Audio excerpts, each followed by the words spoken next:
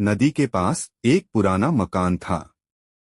उसी मकान में रहते थे हाजी अब्दुल हक, एक बुजुर्ग जो अपनी जवानी में बहुत मेहनती, समझदार और ईमानदार किसान थे। अब उनकी उम्र 70 साल हो चुकी थी। शरीर कमजोर, कमर झुकी हुई, लेकिन दिमाग और नजर में वही पुरानी तेजी बाकी थी। हाजी अब्दुल हक के 3 बेटे थे। जमाल सबसे बड़ा, कारोबारी दिमाग, सख्त मिजाज। रिजवान बीच वाला बेटा, सुलह पसंद, सीधा सादा। वकास सबसे छोटा, लापरवाह, थोड़ा स्वार्थी। अब्दुल हक ने अपनी जिंदगी में कुछ जमीनें, एक दुकान और पुरानी हवेली संभाल कर रखी थी। यह सब उनकी जमा पूंजी थी, लेकिन असली दौलत उनके नजदीक उनके बेटे थे। लेकिन जैसे जैसे वक्त गुजरा, वह बेटों के बीच बढ़ते फासले को महसूस करने लगे। कभी तीनों भाई एक ही थाली में खाना खाते थे, अब सालों से एक ही दस्तरखान पर जमा नहीं हुए थे। बाप के दिल में शंका और वहम, वहस्वे पैदा होने लगे। हाजी अब्दुल हक रातों को जागते, खिड़की से आसमान को ताकते और दिल में सवाल दोहराते, क्या मेरे मरने के बाद मेरे बेटे बिखर जाएंगे? इन दिनों एक घटना ने उनके डर को और गहरा कर दिया। पड़ोस के एक बुजुर्ग, जिन्होंने अपनी जिंदगी की जमा पूंजी अपने बेटों में बांट दी थी, उनके मरने के बाद उनकी कब्र पर कोई दुआ पढ़ने भी नहीं गया। एक दिन उनका बेटा अदालत में अपने भाई पर जमीन के नकली कागजों का मुकदमा लड़ रहा था। यही सोचकर अब्दुल हक को डर सताने लगा, क्या मेरे बेटे भी जायदाद के लिए आपस में लड़ेंगे? वह एक बड़ा फैसला लेने वाले थे। वह अपनी जिंदगी में अपनी जायदाद की तकसीम करेंगे, मगर एक सोच समझकर। हाजी अब्दुल हक ने एक दिन सब बेटों को घर बुलाया। दस्तरखान पर खाना लगा था, लेकिन माहौल में एक अजीब सी गंभीरता थी। मेरे बेटों, उन्होंने धीमी आवाज में कहा, मैं चाहता हूं कि मैं तुम तीनों को अपनी जायदाद जिंदगी में दे दूं, ताकि मेरे मरने के बाद कोई झगड़ा न हो। तीनों बेटे चौंक गए। जमाल की आंखों में एक चमक आई। रिजवान ने सर झुका लिया। वकास ने गला खंखारा। लेकिन हाजी बोले, मैं यह तकसीम तुम्हारे रवैये और नियत के मुताबिक करूंगा। एक इम्तिहान है जो तुम्हें आज से गुजरना होगा। बाप ने तीनों को अलग अलग जिम्मेदारियां दी। जमाल से कहा, दुकान संभालो, ईमानदारी से कारोबार करो, मगर हर महीने मुझे हिसाब दो।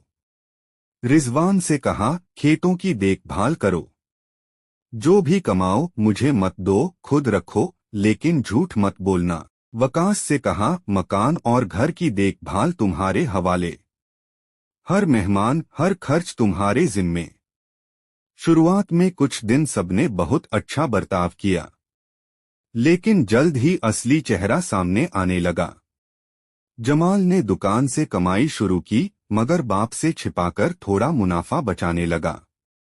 रिजवान ने खेतों में मेहनत की, मगर मजदूरों को समय पर मजदूरी न दी।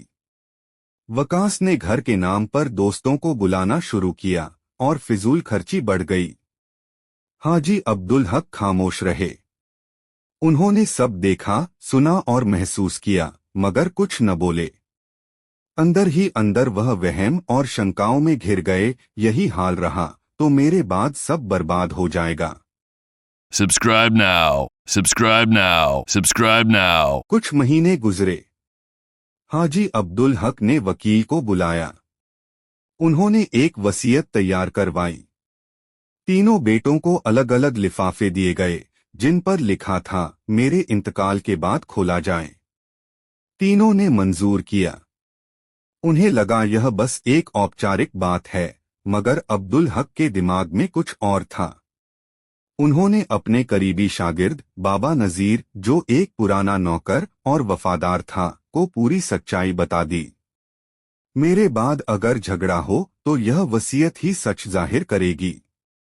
कुछ महीनों बाद हाजी अब्दुल हक का इंतकाल हो गया।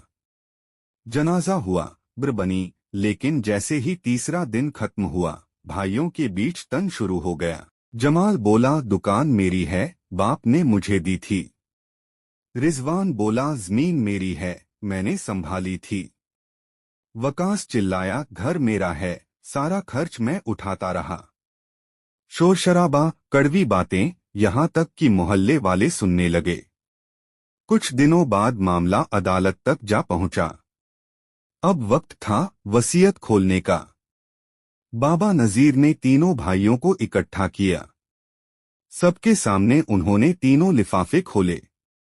उनमें एक ही बात लिखी थी, बस अलग शब्दों में, अगर तुम मेरे मरने के बाद एक दूसरे से लड़ोगे तो जान लो कि तुम में से कोई भी मेरी असली विरासत का हकदार नहीं। मैंने असली दस्तावेजात बाबा नजीर के हवाले कर दिए हैं और उन्हें इख्तियार है कि वह इस जायदाद को बेचकर सारा पैसा यतीम खाना, मस्जिद और बेवा औरतों की भलाई पर लगा दें। तीनों भाई खामोश हो गए, जैसे किसी ने उनके मुंह पर तमाचा मार दिया हो। जमाल ने नजरें झुका लीं। रिजवान की आंखों से आंसू बहने लगे।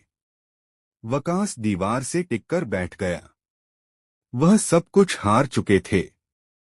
बाबा नजीर बोले, हाजी साहब ने कहा था, अगर मेरे बेटे दुनिया की दौलत के लिए भाई को दुश्मन बनाएंगे तो मैं उन्हें असली दौलत से महरूम कर दूंगा। वह दिन था और फिर मोहल्ले में सबने देखा, दुकान बंद हो गई, जमीन नीलाम हो गई, हवेली खाली हो गई और फिर जमाल को बाजार में नौकरी मिली। रिजवान ने एक मदरसे में अध्यापकी शुरू की। वकास एक चौक पर खाने का ठेला लगाने लगा। लेकिन सबके दिल में एक एहसास जलता रहा, पछतावे का एहसास।